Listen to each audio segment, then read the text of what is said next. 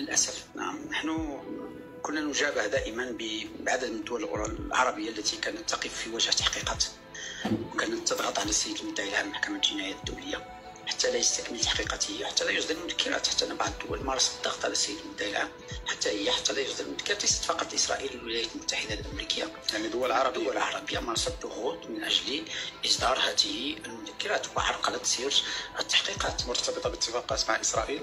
هناك نعم طبعا هناك دول تربطها اتفاقات تاريخية مع الاحتلال الإسرائيلي كانت تسعى إلى عدم صدور هذه المذكرات، وضعت عراقيل عدة، بل وضعت عراقيل حتى على دخول السيد المدعي العام إلى غزة.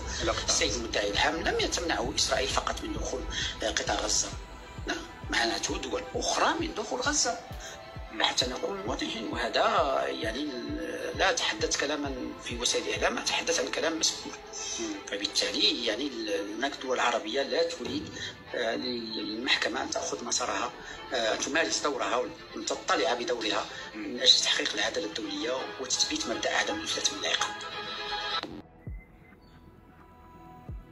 للأسف نعم، نحن كنا نجابه دائما بعدد من الدول العربية التي كانت تقف في وجه تحقيقات، وكانت تضغط على السيد المدعي العام محكمة الجنايات الدولية حتى لا يستكمل تحقيقاته، حتى لا يصدر المذكرات. حتى أن بعض الدول مارست الضغط على السيد المدعي العام حتى لا يصدر المذكرات. ليست فقط إسرائيل والولايات المتحدة الأمريكية، يعني دول عربية مارست الضغوط من أجل إصدار هذه المذكرات وعرقلة سير التحقيقات. مرتبطة باتفاقات مع إسرائيل.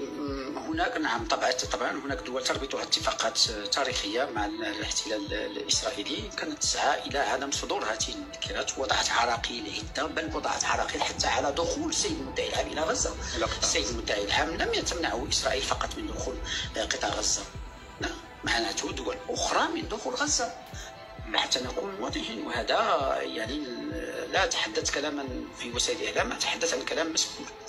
فبالتالي يعني هناك دول عربية لا تريد للمحكمة أن تأخذ مسارها، تمارس دورها وتطلع بدورها من أجل تحقيق العدالة الدولية وتثبيت مبدأ عدم الإفلات من العقاب.